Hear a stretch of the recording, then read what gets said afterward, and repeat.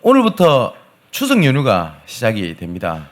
그래서 추석 연휴가 이 자리에서 말씀을 붙잡고 또한 지금 온라인으로 지금 다시 보기로 말씀을 붙잡는 분들에게 시공간을 초월한 하나님의 축복이 가정, 가문마다 임하게 되어 하나님의 그 복음 명문 가문으로 우뚝 서게 되는 예배가 되시기를 주님의 이름으로 축원을 드립니다. 그리고 또한 영육간에 어려움이 있는 분들에게는 하나님의 보좌의 축복이 임하게 되어서요, 지금까지 보지 못했고 이후로도 보지 못하는 전무후무한 은혜와 응답이 있게 되기를 주님의 이름으로 축원을 드립니다. 지금 연휴라든지 여러 가지 육신적인 어려움 때문에 지금 온라인으로 또 예배를 드리는 분도 계시고, 그리고 지방이라든지 먼 곳에서 이렇게 예배를 드리는 분들도 계십니다. 그런 분들에게 237의 빛으로 역사하는 하나님의 능력이 임하게 되어서 각 지역마다 지교응답이 있게 되기를 주님의 이름으로 축원을 드립니다. 신약 성경을 보면 마태, 마가, 누가, 요한복음이 있죠. 이걸 일명 사복음서라고 얘기를 합니다. 근데 그 중에서 마태, 마가, 누가복음을 공관복음서라고 부릅니다. 그러니까 한자로 같은 관점으로 봤다라는 뜻입니다. 그런데 이 공관복음서라도 조금 다른 접근으로 복음을 설명을 하고 있거든요. 그 마태복음을 보면 가장 첫 번째 족보가 이렇게 나오게 되죠. 쭉 족보가 나오다가 다윗의 자손으로 오신 그리스도에 대한 얘기를 합니다. 그러니까 처음부터 그리스도께서 우리의 왕으로 오셨다라는 관점으로 마태복음은 기술을 하고 있고요. 마가복음은 우리를 구원하시기 위하여 종된 모습으로 오신 그리스도에 대한 얘기입니다.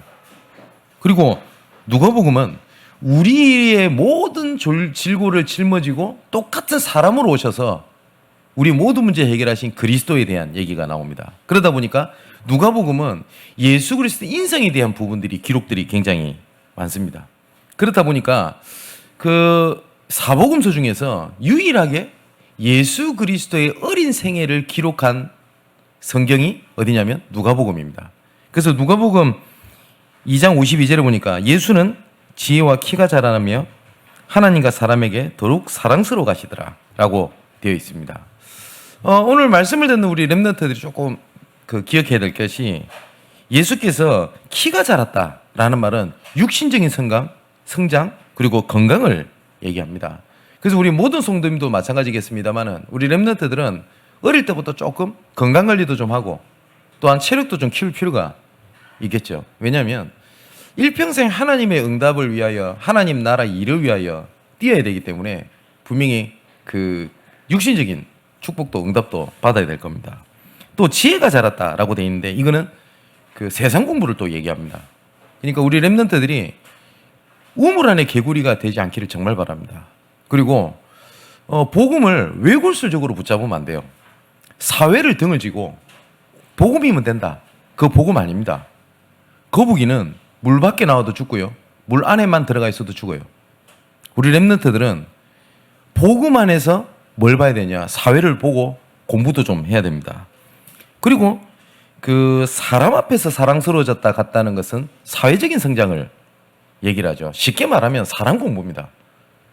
우리 렘넌트들이 사람에게 상처받고 사람에게 눌리고 사람에게 넘어질 수준 가지고는 세계복음만 못합니다. 그래서 제가 저번에 그런 말씀 드린 적 있죠. 우리 렘넌트들은 만남을 소중히 여겨야 돼요. 근데 만남을 거리를 둘 이유는 없어요. 우리 학부모님들도 이해는 됩니다만은 우리 렘넌트들에게 좋은 친구, 착한 친구 골라 사귀라, 그거 그렇게 좋은 얘기 아닙니다. 만일에 안 좋은 친구를 만나도 도와야 될 친구입니다. 그죠? 혹시 여러분들이 인간관계에서 세상 말로 뒤통수 좀 맞고 좀 배신 좀 당하고 억울한 일 당하고 그럴 수 있어요. 근데 그게 사람 공부고 그리고 사회적 성장할 수 있는 기회지, 이거를 상처로 붙잡아서 인간관계를 제한시켜버리고 사회적인 그 건강한 모습이 아니라 계속 나 위주로 가게 되면 하나님의 응답도 많은 부분을 놓치게 되고 전도도 놓치게 됩니다. 그리고 또한 그 하나님 앞에서 사랑스럽다라는 것은 영적인 성장을 얘기를 하죠. 그래서 이 네 가지가 균형을 이루어야 되는 게 맞아요. 제가 목사인데 전도한다고 막 하면서 막 건강 다 배려가지고 막 내일 당장 죽을 파이라. 그래도 안 되겠죠. 또 반대로 체력이 국력이다 하면서 열심히 체력 준비하는데 전혀 복음하고 상관없는 일을 다 하면 어떻게 되겠습니까? 이것들이 균형을 이렇게 이뤄야 됩니다. 이것이 눈에 안 보이는 힘인데, 눈에 안 보이는 힘이라고 하는 것은 뭐라고 얘기를 하냐면, 다른 사람은 똑같이 살아요. 회사를 예를 들어 볼게요. 회사에 입사해서 똑같이 일을 하는 사람이요, 겉모습은 다 똑같습니다. 같은 일을 하니까. 그런데 보이지 않는 뭐가 있어요. 어떤 사람은 나는 돈 벌려고 왔다, 이런 사람이 있을 수 있고요. 어떤 사람은 자기 개발, 어떤 사람은 어쩌다 보니, 또 어떤 사람은 누가 그냥 가라고 해서, 여러 가지가 있거든요. 눈에는 안 보이는데 분명히 회사 생활 과정 결과는 다 달라요. 불신자나 하나님의 자녀라 똑같이 살거든요.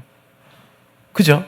근데 눈에 안 보이는 힘이라는 것이 굉장히 중요하거든요. 이것을 보고 영적인 거라고 얘기를 합니다. 사단은 그걸 알기 때문에요, 눈에 보이지는 않지만 눈에 보이지 않는 영적인 힘을 가지고 어떻게 하냐, 사람을 딱 올무, 틀, 요게 딱 붙잡히게 만듭니다.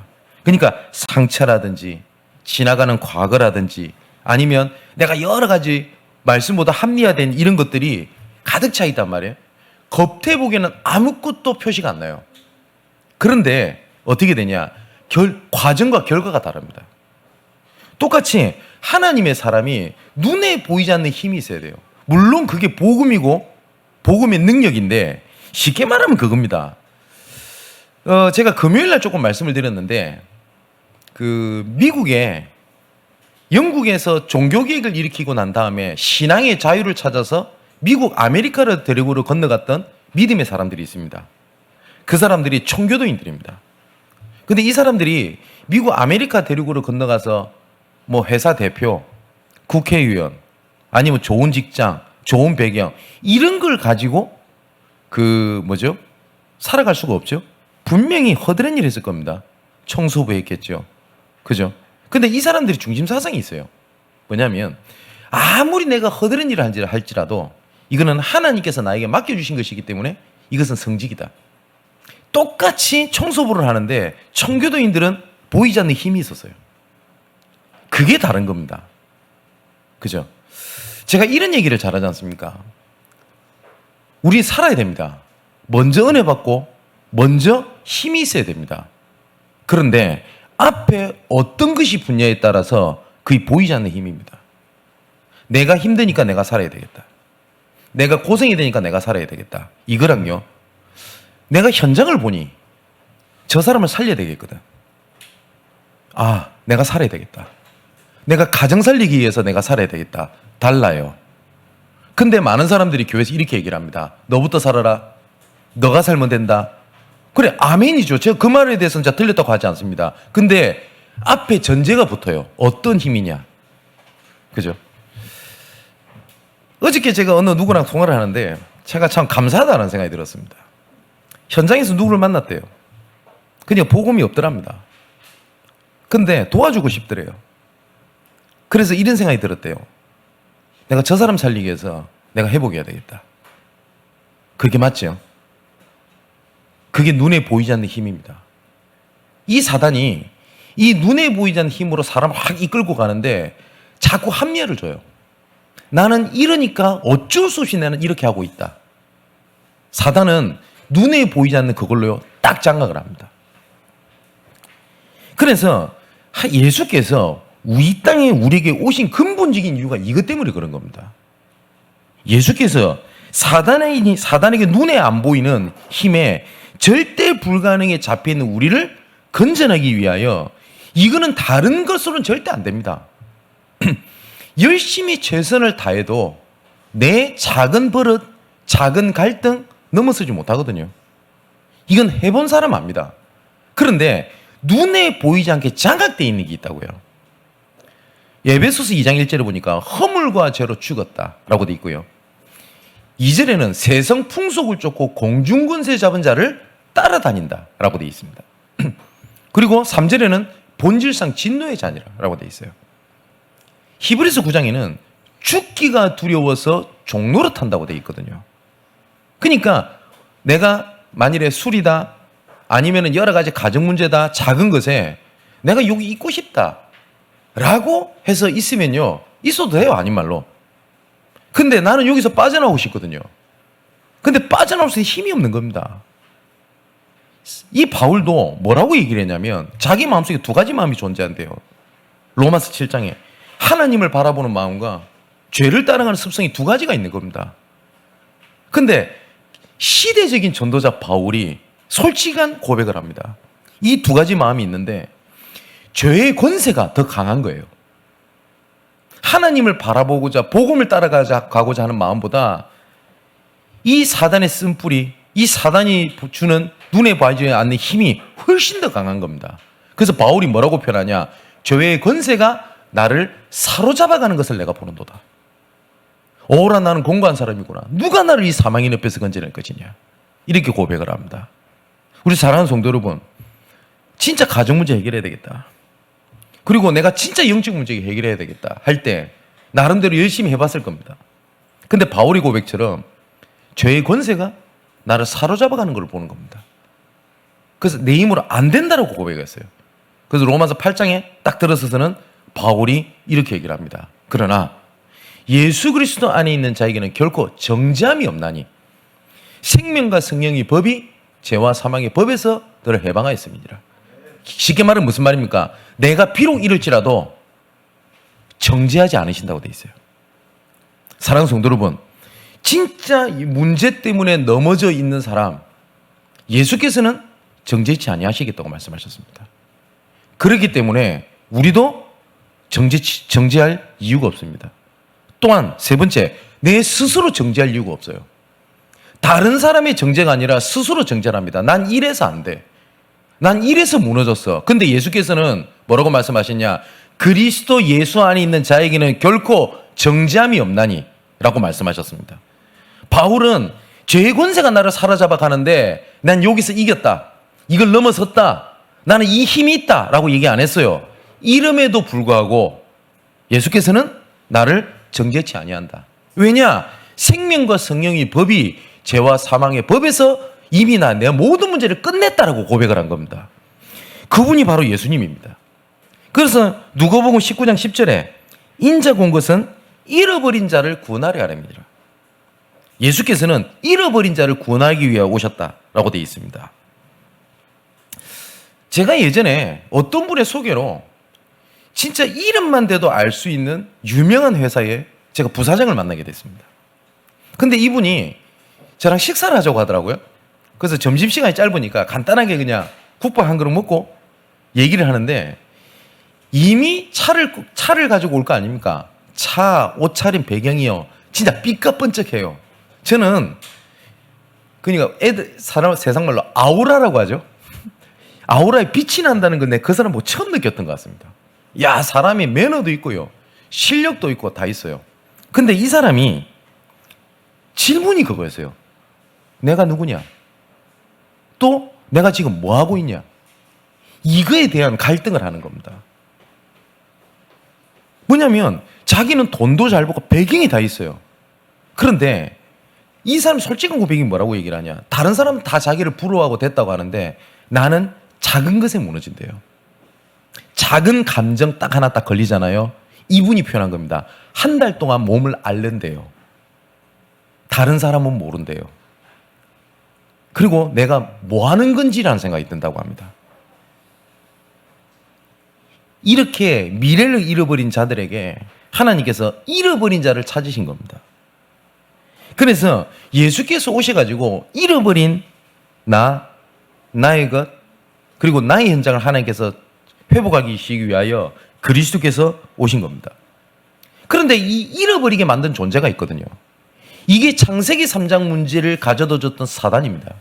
이 사단이 눈에 보이지 않도록 완전히 개인, 가정, 사회 모든 것을 움켜쥐고 있습니다.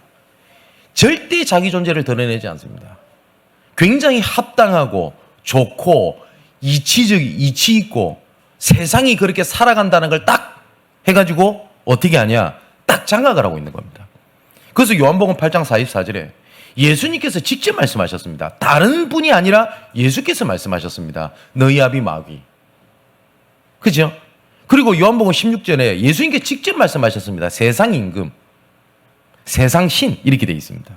자기 존재를 드러내지 않는다니까요. 세상에 귀신이 어디 있어?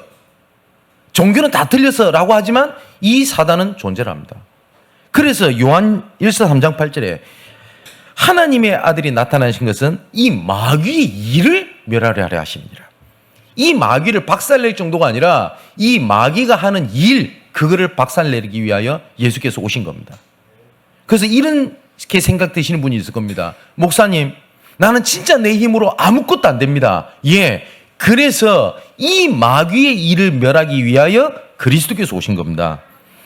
그리고 어떻게 하셨냐? 베드로전서 2장 9절에 보니까 우리를 택하신 족속이요, 왕 같은 제사장이요, 거룩한 나라요, 그에 소유된 백성이로 불렀다. 이 기이한 빛을 비추기 위해서 불렀는데 뭐라고 말씀하셨냐? 너희가 전에는 백성이 아니더니 이제는 하나님의 백성이요, 전에는 긍휼함을 얻지 못하였더니 이제는 긍휼함을 얻을 자니라. 전에는 정복당한 자였는데 이제는 정복할 자로, 그 전에는 정복당한 현장이었는데 그리스도께서 정복한 현장으로 하나님께서 바꾸셨다는 얘기입니다. 나는 이 문제가 내 힘으로 안 됩니다. 그때 하나님 앞에, 사단 앞에 내 스스로 고백하는 겁니다. 이 문제는 십자가에서 다 끝냈다. 여기서 시작입니다. 자, 그래서 에베소서 5장 8절에 하나님께서 이렇게 말씀하셨습니다. 너희가 전에는 어둠이더니 이제는 주 안에서 빛이라. 그래서 빛의 자녀들처럼 행하라. 빛의 자녀 속에 있으라. 이렇게 말씀을 하셨거든요. 누가복음 19장에 아까 말씀을 드렸듯이 예수께서 잃어버린 자를 찾으러 오셨다라고 말씀하셨죠. 그게 오늘 본문의 예수님의 비유입니다. 이 비유는 세 가지가 나와요. 가장 첫 번째는 너무너무 잘 아는 비유입니다. 100마리 양이 있는데 한 마리 양을 잃어버렸어요. 그랬더니 어떻게 합니까? 이 한 마리 양을 찾기 위해서 이 목동이 막 헤매는 겁니다. 그러니까 드디어 찾았어요. 어디 웅덩이 같은 데 빠져 있는 거예요. 그리고 얼마나 기뻤던지 목동이 그 양을 끌고 왔다 안 돼 있고 얼쳐 메고 왔다고 돼 있어요. 메고 와가지고 막 동네 사람들 불러가지고 야, 내가 양을 찾았어. 이게 첫 번째 비유입니다. 이게 100분의 1이죠. 근데 예수님께서 이것을 의미 있게 말씀을 하시려고 비유를 그렇게 드셨던 것 같습니다. 두 번째 예화를 드세요. 뭐냐면 드라크마라고 하는 보석이 있습니다. 어떤 아가씨가 결혼 선물로 목걸이를 받았어요. 근데 여기 드라크마라고 하는 보석이 10개가 박혀 있는 겁니다. 근데 다니다가 이 하나가 빠졌어요. 그러면 그냥 버리고 합니까? 결혼식에 차야 되는데. 그래서 이 한 드라크마를 찾으려고요 막 찾는 겁니다. 그래서 등불을 하면서 막 찾아요. 드디어 한 드라크마를 찾습니다. 너무 기뻐가지고 또 주변 사람들 불러가지고 야, 나 드디어 드라크마 찾았어. 우리 식구만 이겁니다. 야, 진짜 결혼식 진짜 큰일 날 뻔했어. 내 드디어 찾았어. 이 두 번째 예화입니다. 이제는 이 정말 잘 아는 비유고 불신자들도 아는 비유입니다. 탕자의 비유입니다. 두 아들이 있어요. 근데 둘째 아들이 조금 개망난이에요. 아버지를 찾아간 겁니다. 아버지, 내 유산을 먼저 주면 안 되겠습니까? 아버지 돌아가시지도 않았어요. 멀쩡해요. 근데 유산을 먼저 달래요. 얼마나 진짜 이게 불효입니까? 그래서 아버지가 이렇게 얘기합니다. 넌 나랑 있는데 뭐 그게 왜 필요해? 아, 다 필요 없고 나 그거 필요해요. 주세요. 자녀를 이기는 부모 없거든요. 그래서 아버지가 걱정을 하면서 어떻게 하냐? 줍니다. 그랬더니 이 둘째 아들이 이 탕자가요 너무 좋아가지고 이 딱 들고 이제는 내가 제대로 한번 해보겠다 해가지고 밖을 나가요. 그래가지고 흥청망청 다 씁니다. 그랬더니 이제 드디어 돈이 없어요. 그래서 도움을 구합니다. 내가 좀 도와줄래? 왜냐, 옛날에 술 막 잘해줬거든요. 근데 희한하죠. 이 사람들이 전부 다 이 아들을 등을 다 돌려요. 그래서 성경이 뭐라고 되어 있냐면 이 아들이 더 이상 먹을 것이 없는 거예요. 그래서 돼지 우리에 들어가서 잤다고 되어 있습니다. 근데 이 돼지가 먹는 쥐염 열매라는 게 있어요. 그걸 먹었대요. 그러면 어떨까요? 몸이. 개판이겠죠. 그죠? 이 아들이 너무너무 힘이 드니까 이제 마지막 생각이 든 겁니다. 아버지께로 돌아가자. 그런데 아버지한테 아버지를 별 면목이 없는 거예요. 그리고 자기 자존심이 허락을 안 하는 거예요. 분명히 나올 때 이렇게 나왔을 겁니다. 제가 제대로 성공해 볼게요. 아버지 옆에 안 있어도 내가 할 수 있습니다. 자존심이 상했던 거예요. 아버지 얼굴도 못 보겠는 거예요. 그래서 이 아들이 뭐라고 생각을 하냐? 나는 이제 아들이 아니라 종으로 써달라고 해야 되겠다. 나는 더 이상 아들이 아니다. 그래서 터덜터덜 이렇게 아버지 앞에 갑니다. 근데 몸이 어떨까요? 돼지 우리에서 돼지 온갖 오물을 뒤집어 쓰고 터덜터덜 집으러 가는 겁니다. 그런데 성경에 보니까 이 아버지가 항상 아들을 길 앞에서 기다리고 계셨어요. 아들이 먼저 아버지를 봤던 게 아니에요. 성경에 뭐라고 되어 있냐? 아버지가 먼저 아들을 본 겁니다. 그래서 아버지가 뛰어가요. 그런데 그 몸이 어떤지 상상이 되시죠? 근데 우리는 이렇게 생각을 하죠.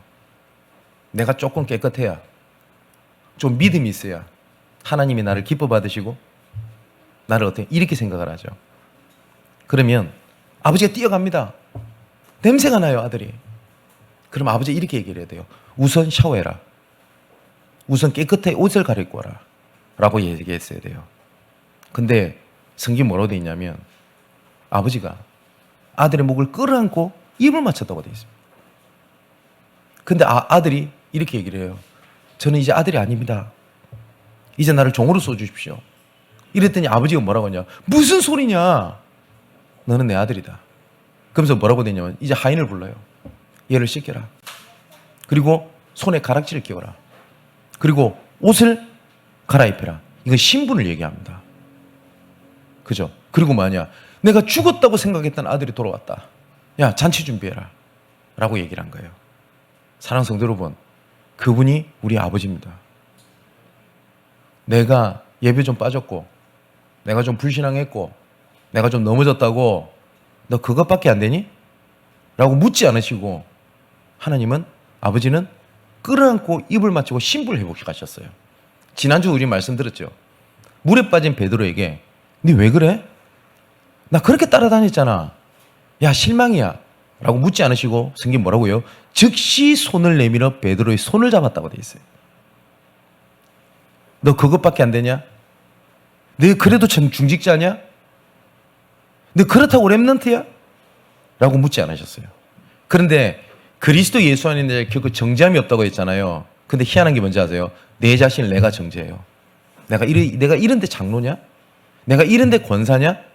렘넌트가 이거밖에 안 돼? 나는 다락방 한지 이건데 이것밖에 안 되나? 나는 아직 안 되나 봐. 스스로를 정죄를 해요. 이 아들도 그랬어요. 그랬더니 이 아버지가 뭐라고요? 목을 끌어안고 아니야. 넌 내 아들이야. 너 어디 가서 뭐 했니? 돈 어디다 썼어? 내가 해준 게 그런데 이것밖에 안 되니? 라고 묻지도 따지지도 않으셨어요. 그게 탕자였어요. 근데 이 탕자보다 더 상태가 안 좋은 첫째 아들이 있었어요. 이 아들이 화가 난 겁니다. 아버지한테 따져요. 아버지, 저 망할 놈 저 자식은 아버지 뒤통수 치고 배신하고 그래 나갔다가 이리 왔는데 이렇게 잔치를 베풀어 주면서 나는 집도 안 나갔거든요. 나 아버지 위해서 열심히 일했어요. 근데 왜 내한테는 이렇게 하십니까? 그때 아버지가 뭐라고 대답하죠? 야, 네 동생은 죽었다고 생각했는데 돌아왔고 너는 나와 함께 있었으므로 내 것이다 네 것인데 그게 무슨 말이냐고. 두 아들 상태가 똑같아요. 우리 이렇게 생각하죠. 나 말씀 들었거든요. 붙잡았어요. 근데 왜 응답 안 하십니까? 나 다락방 지 10년 됐어요. 언약 잡았거든요. 근데 왜 잘 안 되죠? 우리 모습이잖아요. 그죠? 자, 사랑하는 성도 여러분, 예수님의 비유가 세 가지 나와요. 그러면 100분의 1? 그리고 10분의 1? 이젠 뭐죠? 2분의 1입니다. 그럼 성경에는 안 나오지만 이제는 1분의 1, 1이겠죠. 예수님 뭘 말씀하시는지 알아요? 하물며 널 까보냐? 이 말씀이에요. 하나님께서 그렇게 우리를 부르신 겁니다. 자, 예수님의 비유에 마지막에 나오는 장면이 있습니다. 그게 뭐냐? 잔치입니다. 희한하죠? 양을 찾았는데 잔치를 벌이고요. 드라크마를 찾았는데 잔치를 벌이고, 잃어버린 아들이 왔는데 잔치를 벌려요. 그 정도로 하나님은 기뻐하셨어요. 사랑하는 성도 여러분, 여러분은 하나님의 천국 잔치의 주인공입니다. 이 굉장한 겁니다. 근데 여러분, 누가 내 이름을 불러주면 어떻습니까? 기분이 좋죠. 그냥 나는 좀 지나갔던 사람인데 이름을 기억하는 사람을 만나면 어떻습니까? 기분이 좋죠.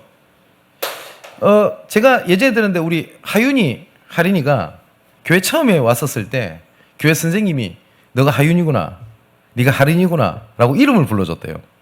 그러니까 애들이 엄청 기뻐했다는 얘기를 들었거든요. 예, 그럴 겁니다. 이름을 불러준다는 게 보통이 아니거든요. 근데 이사야 43장 1절 7절을 보니까 하나님께서 이렇게 말씀하셨습니다. 야곱아, 너를 창조하신 자가 이같이 이르노라. 이스라엘아, 너를 조성하신 자가 이같이 이르노라. 너는 두려워 말라. 내가 너를 지명하였고 내가 너를 구속하였고 내가 너를 지명하여 불렀나니 너는 내 것이다 라고 되어 있습니다. 여기에 지명이라고 되어 있거든요. 우리 이름을 불렀다라는 말이죠. 이사야 45장 3절 4절에 보니까 어느 정도까지 되어 있냐. 너가 흑암 중에 보화와 은밀한 곳에 숨은 재물을 주어 뭐라고 되어 있냐면 네 이름을 부르는 자 나 여호와 이스라엘 하나님인 줄 네가 알게 하겠다. 여기 뭐라고 되어 있냐면 네 이름을 부르는 자 나 여호와가, 그러니까 네 이름을 불렀던 내가 하나님인 줄 내가 알게 할게. 그리고 뭐라고 되어 있냐. 내가 나의 종 야곱, 내가 택한 자 이스라엘 곧 너를 위하여 너의 이름을 불러 너는 나를 알지 못하였을지라도 내게 칭호를 주었노라. 알지 못했대요. 그리고 요한복음에 뭐라고 되어 있냐. 우리가 아직 죄인 되었을 때에 예수께서 십자가에서 죽으심으로 말미암아 자기에 대한 사랑을 확증하셨다라고 되어 있습니다. 모든 게 뭡니까? 하나님으로부터 시작돼요. 내가 말씀을 붙잡는 것처럼 보이지만 말씀 붙잡게 하신 이도 하나님이십니다. 지나왔던 일이 스스로 이렇게 하죠. 잘 버텼다. 그래도 잘 지냈다. 다행이다. 라고 하는 당연한 것처럼 보이지만 그것조차도 하나님의 은혜가 아니면 우리는 못 삽니다. 그 하나님께서 우리를 뭐라고 말씀하셨냐. 네 이름을 불렀다 라고 되어 있습니다. 이사야 49장 1절에는 아예 직접적으로 말씀하셨어요. 섬들아 내게 들으라. 먼 곳 백성들아 귀를 기울이라. 여호와께서 태에서부터 나를 부르셨고 내 어머니 복중에서부터 내 이름을 기억하셨다 라고 되어 있습니다. 하나님께서 너희는 내 것이다 안 했고요. 이름을 부르셨어요. 제 이름이 진성민입니다. 근데 제가 일반 사람들에게는 잘 안 쓰는 한자를 써요. 뭐냐면 저는 거룩할 성자, 백성민자를 씁니다. 보통 이룰 성자를 쓰거든요, 사람들은. 돌아가신 제 할아버지께서 손자, 손녀가 그렇게 많은데 제 이름만 그렇게 지어주셨다고 합니다. 장로님이셨거든요. 근데 제 이름이 신명기에 여러 번 나옵니다. 너는 거룩한 하나님의 성민이라 라는 말씀이 계속 반복해서 나와요. 사랑하는 성도 여러분, 오늘 그거 진짜 기억하셔야 돼요. 저는 목사입니다. 그러다 보니까 해야 될 일이 많아요. 그리고 신경 쓸 게 많고요. 그리고 그것을 잘 못했을 때에 하실 때에 안타까움, 죄송한 마음 이런 거 되게 많이 들어요. 전 집에서는 또 아들입니다. 그죠? 아들로서 해야 될 것들이 되게 많아요. 그죠? 제가 할 것들이 되게 많거든요. 근데 사랑하는 성도 여러분, 저는 목사이기 전에 하나님의 자녀입니다. 그래서 하나님께서 저를 이렇게 말씀하신 겁니다. 나를 이름을 부르면서 너 내 거다 라고 말씀하신 겁니다. 사랑하는 성도 여러분, 여기 장로님들 계시죠? 그리고 권사님들 계시죠? 그리고 지금 말씀 듣는 분들 중에 여러 가지를 맡고 계신 분들도 있을 겁니다. 이것도 해야 될 것, 저거 해야 될 것 같고. 근데 성경에서는 나를 자녀라고 부르셨다고 되어 있어요. 자녀.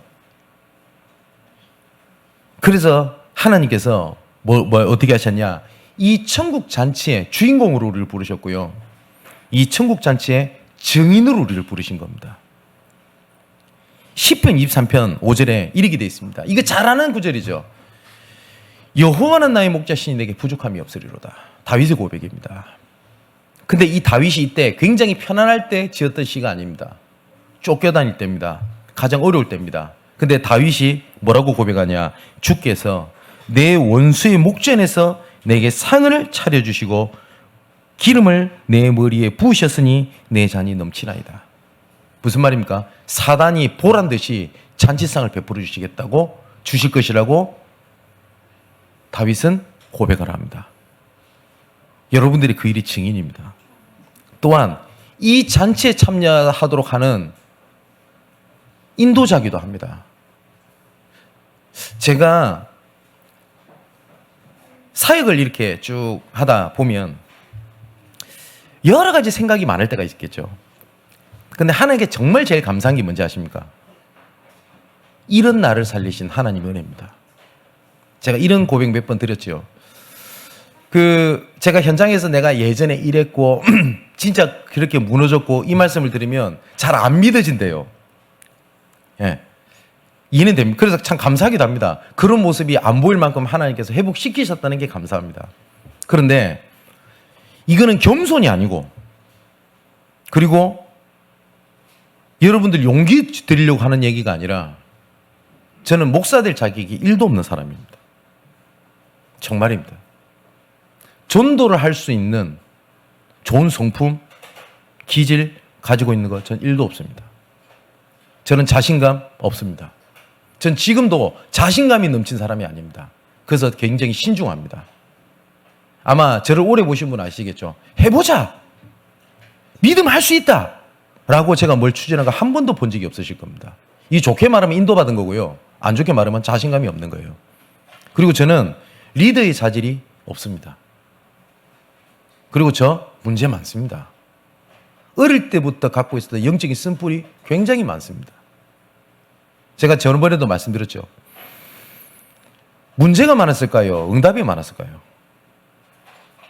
어쩌면 문제가 더 많았을 수도 있을 겁니다. 근데 하나님이 제게 은혜를 주셨어요. 어떤 은혜를 주셨냐? 저는 너무 힘들더라고요. 근데 하나님께서 뭘 보게 하셨냐면 진짜 이 시대가 창세기 3장으로 죽어간다는 게 진짜 사실적으로 알겠대요. 그리스도 이름 하나 못 들어서 무너져가고 있다는 사람을 제가 너무 많이 봤어요. 그때 되니까 제 어려웠던 아픈 과거 있죠. 그게 하나님께 감사가 되더라고요. 제가 만일에 반듯하게 컸어요. 좋은 학교를 나왔어요. 그리고 목사가 됐어요. 랩너드가 찾아와서 이렇게 얘기할 수 있겠죠. 목사님, 저 아무 이유 없이 집이 싫어요. 집을 나가고 싶어요. 부모님이 죽이고 싶을 만큼 싫어요. 이런 얘기를 해요. 그러면 제가 맞지만 전혀 공감되지 않는 얘기를 할걸요. 네가 마귀한테 잡혀서 그래. 네가 귀신 들렸구나. 기도하자. 전 분명히 그렇게 얘기했을 거예요. 근데 저 너무 가정 문제가 많아서 가출도 하고 너무너무 힘이 들어서 죽을까도 생각해봤고 이게 인생인가 생각도 해봤고 어려움도 당해봤고 누명도 써봤고 배신도 당해봤고 그게 전부 다 상처였어요. 근데 저 랩너트를 좀 도와야 되겠다 라고 생각을 하니까 그 지나갔던 과거가 저는 기억 그대로 있습니다. 근데 그게 감사로 바뀌더라고요. 그 기억 그대로 있습니다. 그래서 사역을 하다 보면 많은 일들이 일어나요. 그리고 어려운 일도 당하게 돼요. 근데 사역을 하다 보면 제가 하나님 앞에 종종 간증하는 게 있습니다. 하나님, 벌레만도 못한 나를 살리셔서 하나님의 은혜를 주셔서 현장 뛰게 하십니까? 저는 모르겠습니다. 제 얘기가 틀렸다라고 절대 생각하지 않습니다. 많은 사람이 이렇게 얘기를 합니다. 너가 잘 되고 너가 복을 받아야, 너가 먼저 살아야 사람 살릴 수 있지. 맞아요. 그런데 살아야 될 이유가 살려야 되기 때문에 있습니다. 그렇지 않나요? 예수께서 죽으셨어요. 우리를 위하여. 예수께서 사셨어요. 우리를 위하여. 예수께서 승천하셨습니다. 우리를 위하여. 보혜사 성령을 보내시기 위하여. 재림주로 오실 것입니다. 우리를 위하여. 그 예수께서 우리에게 모범을 보이신 겁니다. 그래서 진짜 보잘것없는 나 같은 죄인 살리신 주의 은혜가 놀라워서 우리가 이 자리에 있는 겁니다. 그래서 잃어버린 우리를 살리신 그분이 그리스도입니다. 오후 때 좀 말씀드리겠습니다만은, 목사님 저는 안 됩니다, 이 문제 벗어나지 못하겠습니다, 그 답을 이미 하나님이 주셨어요. 단지 우리가 못 보고 있을 거거든요. 그 잃어버린 것의 구체적인 부분들을 말씀을 나누게 될 겁니다. 이 시간 딱 한 가지를 기억하십시오. 하나님이 나 이름을 부르시면서 나를 찾으신 겁니다. 그러면서 말씀하셨어요. 묻질 않으셨어요. 니 왜 그랬어? 너 그것밖에 안 되니? 묻지 않으셨어요. 뭐라고 말씀하셨냐? 너무너무 기뻐서 잔치를 베푸셨습니다. 그 잔치의 주인공이 누구냐? 우리입니다. 얼마나 부끄러웠을까요? 그 탕자가. 근데 아버지는 잔치를 베푸셨다고 되어 있습니다. 그 잔치의 주인공, 그 잔치의 증인, 그 잔치의 인도자의 정말 축복을 누리게 되는 여러분 되시기를 주님의 이름으로 축원을 드립니다. 기도하겠습니다. 아버지 하나님, 잃어버린 자를 찾으러 이 땅에 오셔서 온갖 고초와 순환을 당하시고 창조주이심에도 불구하고 굴욕과 어려움 속에서 단지 우리를 구원하시기 위해서 십자가에서 못 박혀 죽으신 은혜에 감사함을 드립니다. 잃어버린 것을 찾으며 잔치를 베푸실 만큼 기뻐하시는 아버지 하나님, 정죄치 아니하시겠다고 분명히 말씀하신 하나님, 근데 우리는 스스로를 정죄하고 남을 정죄하고 잃어버린 것을 되찾으시려고 하는 하나님의 방향과 맞지 않게 내 축복, 내 감정, 이거에 묶여서 살아간 저희들 이 시간 용서하여 주옵소서. 잃어버린 것을 찾기 위하여 지금도 애타게 현장에 전도자를 찾으시는 하나님, 이 잃어버린 자를 위하여 누가 나를 위하여 갈고 애통한 하나님의 음성에 주여 내가 여기 있사오니 나를 보내시옵소서. 이 시대 살릴 현장에 하나님 우리 렘넌트를 보내주옵소서. 업의 현장에 우리 중직자 산업인들을 보내주옵소서. 그리하여 보좌의 축복과 시공간의 축복과 237의 빛의 축복이 임하는 증인으로 서게 하여 주옵소서. 살아계신 예수 그리스도 이름으로 기도하옵나이다. 아멘.